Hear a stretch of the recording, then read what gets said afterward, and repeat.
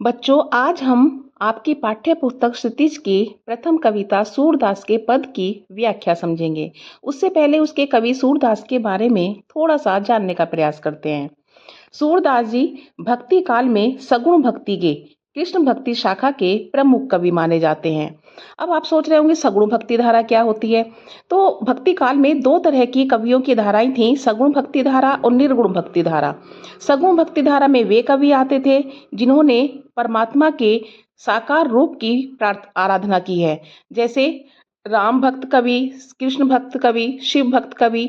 और निर्गुण भक्ति धारा में वे कवि आते हैं जिन्होंने परमात्मा के निराकार रूप की आराधना की है, जैसे कि कबीर। कबीर के जो परमात्मा है वो निराकार है, हर जगह बसते हैं।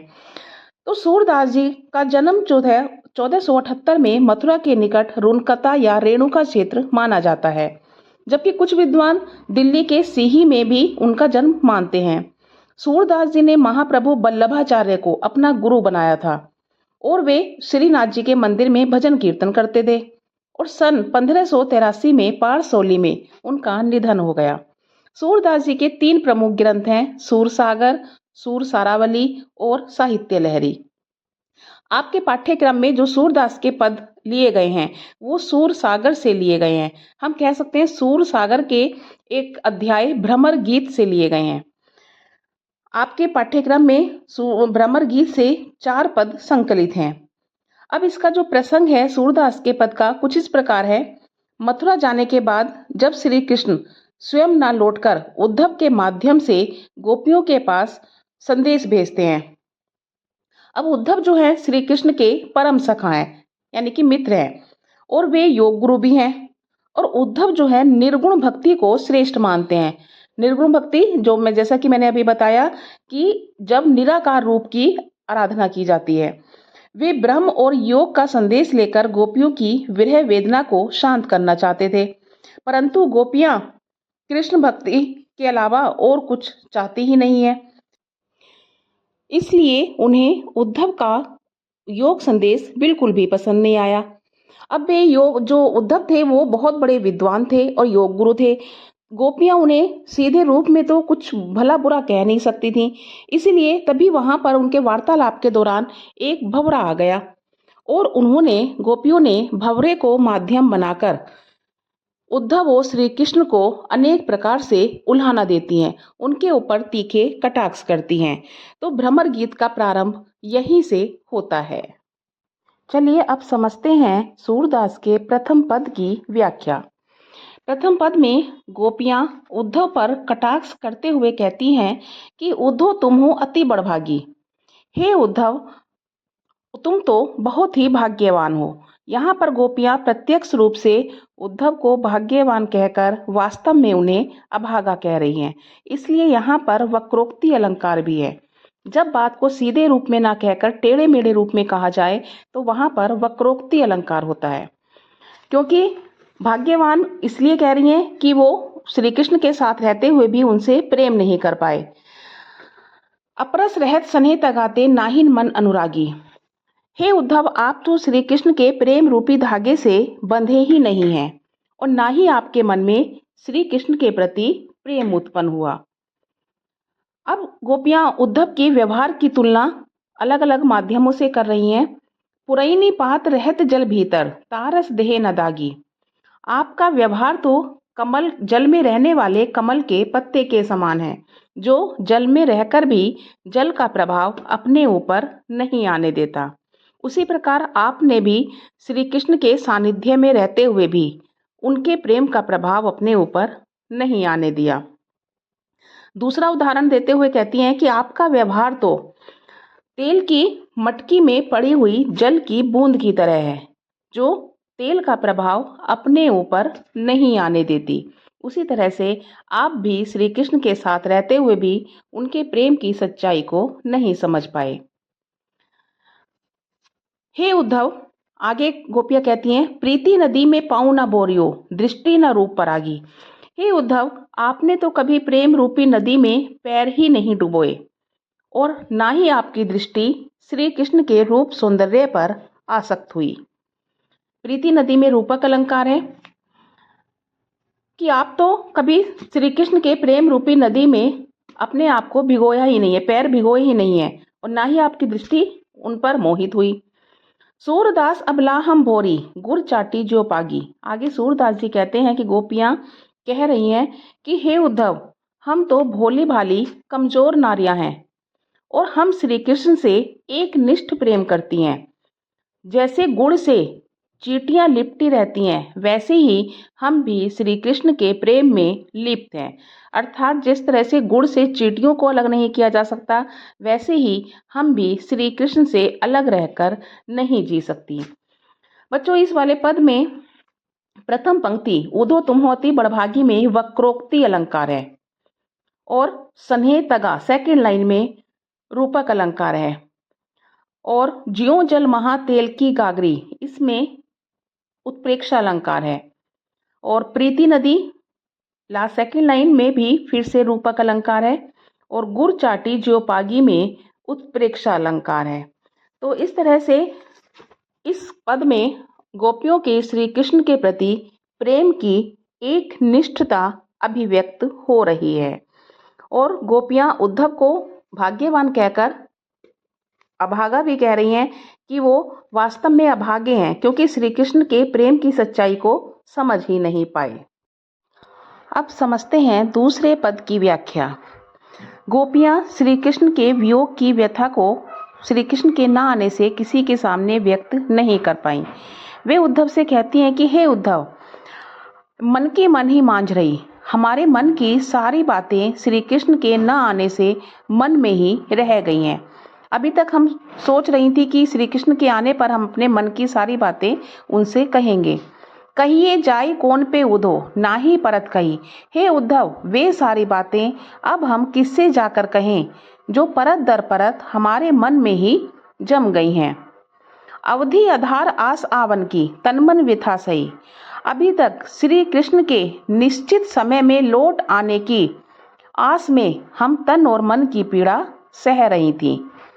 अब इन जोग संदेश ने सुनी सुनी विरहिनी बिरह दही। अब आपके इस योग संदेश को सुनकर हमारी विरह की आग और ज्यादा धधक उठी है।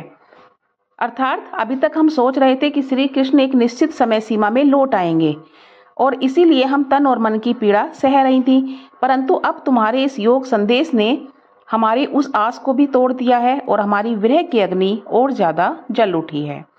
चाहती हुती गुहारी जितही ते उत्ते धार बही। और जिधर से हमें मदद की उम्मीद थी, अर्थात हमें लगा था कि श्री कृष्ण वापस आएंगे, उत्ते धार बही, उधर से तो ये योग रूपी नीरस धारा बहने लगी है। यहाँ धार शब्द आया है योग के लिए कि उधर से तो जहां से हमें श्री कृष्ण से मदद की उम्मीद थी और श्री कृष्ण ने तो आपके माध्यम से हमारे लिए योग संदेश भेज दिया है। सूरदास अब धीर धरई क्यों मर ज्यादा न लही। गोपियां कह रही हैं कि अब हम ही धैर्य क्यों धारण करें जब श्री कृष्ण ने ही प्रेम की मर्यादा तोड़ दी है। अर्थात जब श्री कृष्ण ही प्रेम की मर्यादा भूल चुके हैं तो अब हम धैर्य कैसे धारण करें, क्योंकि प्रेम की मर्यादा का अर्थ है कि दूसरे के प्रेम के बदले प्रेम दिया जाए, परंतु श्री कृष्ण हमारे निश्चल प्रेम के आगे अपना योग संदेश भेज रहे हैं, तो इसलिए वो प्रेम की मर्यादा भूल चुकी हैं। अब हम धैर्य कैसे धारण करें। इस पद में गोपियों का श्री कृष्ण के प्रति अनन्य प्रेम और श्री कृष्ण के न आने से उनकी विरह की पीड़ा अभिव्यक्त हो रही है। अब व्याख्या समझते हैं तीसरे पद की।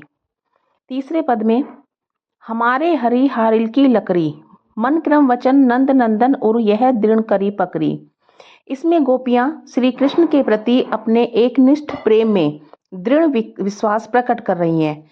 वे कह रही हैं कि श्री कृष्ण हमारे लिए हारिल पक्षी की लकड़ी के समान है। जैसे हारिल पक्षी बिना लकड़ी के उड़ नहीं सकता, वो लकड़ी को ही अपने जीने का सहारा मानता है, वैसे ही हमारे जीने का सहारा भी श्री कृष्ण ही है। और आगे कह रही हैं वो कि हमने अपने मन वचन कर्म से नंद के पुत्र अर्थात श्री कृष्ण को अपने हृदय में कसकर पकड़ा हुआ है। अर्थात हम तो श्री कृष्ण के प्रेम में अनुरक्त हैं। जागत सोवत स्वप्न दिवस निसी कान्हा कान्हा जकरी।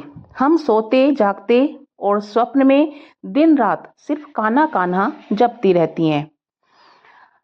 सुनत जोग लागत है ऐसो ज्यों करोई ककरी। हे भवरे, तुम ये हमारे लिए कैसा योग संदेश लाए हो जो कड़वी ककड़ी के समान है। गोपियां योग संदेश को कड़वी ककड़ी के समान बताती हैं। जैसे कड़वी ककड़ी मुंह को कसेला कर देती है, वैसे ही योग भी मन में नीरसता भर देता है। सूतो व्याधि हमको ले आए देखी सुनी ना करी। हे उद्धव, तुम ये हमारे लिए कैसी बीमारी ले आए हो जो ना कभी देखी है, ना जिसके बारे में ना सुना है और ना ही किसी को होते देखा है। यह तो सूर तिन्ही ले सोपो जिनके मन चक्री। हे उद्धव, यह योग संदेश उन लोगों को जाकर दो जिनके मन चंचल हैं, अर्थात जिन्हें अपने जीवन लक्ष्य का नहीं पता। हमें अपने जीवन लक्ष्य का पता है, क्योंकि हम श्री कृष्ण से एक निष्ठ प्रेम करते हैं और हमें श्री कृष्ण के अलावा और किसी चीज की चाह नहीं है।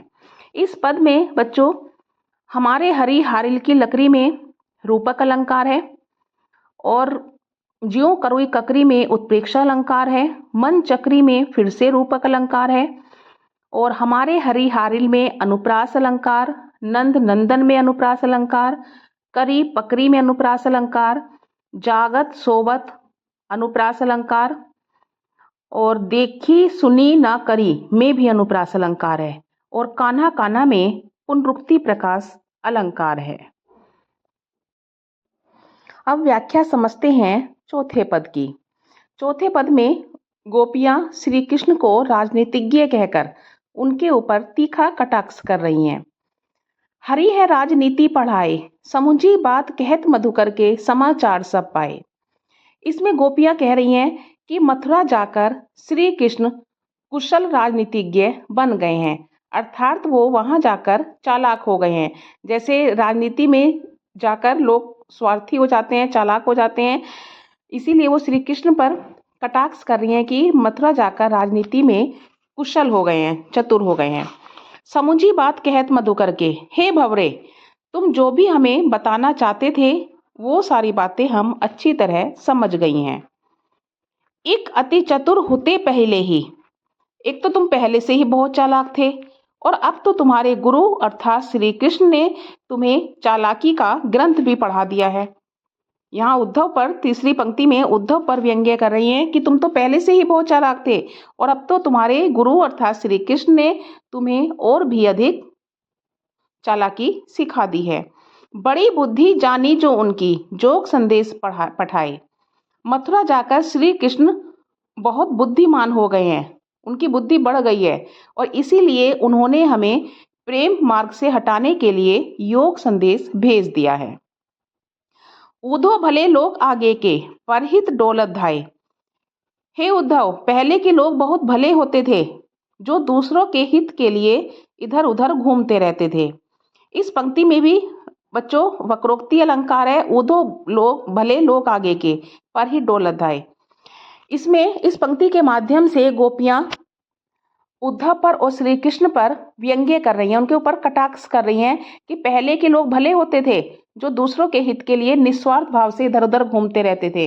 दूसरी तरफ आजकल के लोग हैं जैसे उद्धव और श्री कृष्ण, जो सिर्फ अपने बारे में सोच रहे हैं, गोपियों के हित के बारे में नहीं सोच रहे। अब अपने मन फेर पाइए, चलत जो होते चुराए। अब हमें एक फायदा तो हुआ कि अब हमें हमारा मन वापस मिल गया है, जो मथुरा जाते समय श्री कृष्ण चुरा कर ले गए थे। अर्थात अब हमें श्री कृष्ण की वास्तविकता पता चल गई है कि वो हमसे कभी प्रेम करते ही नहीं थे और उन्होंने हमें प्रेम मार्ग से हटाने के लिए चालाकी पूर्वक उद्धव के माध्यम से योग संदेश भेज दिया है। ते क्यों अनीति करे आपुन जो और अनीति छुड़ाए। वे ही हमारे साथ अन्याय कर रहे हैं जो दूसरों को अन्याय से बचाते हैं। यहाँ कृष्ण पर फिर से कटाक्ष कर रही हैं गोपियां कि वे दूसरों को तो अन्याय से बचाते हैं पर हमारे साथ अन्याय कर रहे हैं। राजधर्म तो यही सूर जो प्रजा न जाई सताए। हे उद्धव, राजधर्म तो यह नहीं है कि प्रजा को सताया जाए, बल्कि राजधर्म के अनुसार एक राजा का कर्तव्य है कि प्रजा के हित में कार्य करे, प्रजा के साथ किसी भी प्रकार का अन्याय ना होने दे। और हम श्री कृष्ण की प्रजा हैं, पर श्री कृष्ण अपनी प्रजा अर्थात हमारे साथ ही अन्याय कर रहे हैं, हमारे हित के बारे में नहीं सोच रहे। और गोपियों का हित क्या है? वो सिर्फ श्री कृष्ण के प्रेम को पाना चाहती हैं। तो इस पंक्ति में, पहली पंक्ति में हरि है राजनीति पढ़ाए और ऊधो भले लोग आगे के पर ही डोलत धाय, इन दोनों पंक्तियों में वक्रोक्ति अलंकार है। इस तरह से बच्चों, मैंने इन चारों पदों की व्याख्या सरल शब्दों में आपको समझाने का प्रयास किया है। उम्मीद करती हूँ आपको समझ में आ गई होगी। अगर आपकी अभी भी कोई समस्या है या कोई पंक्ति समझ में नहीं आई है, तो आप कमेंट बॉक्स में लिखकर बता सकते हैं।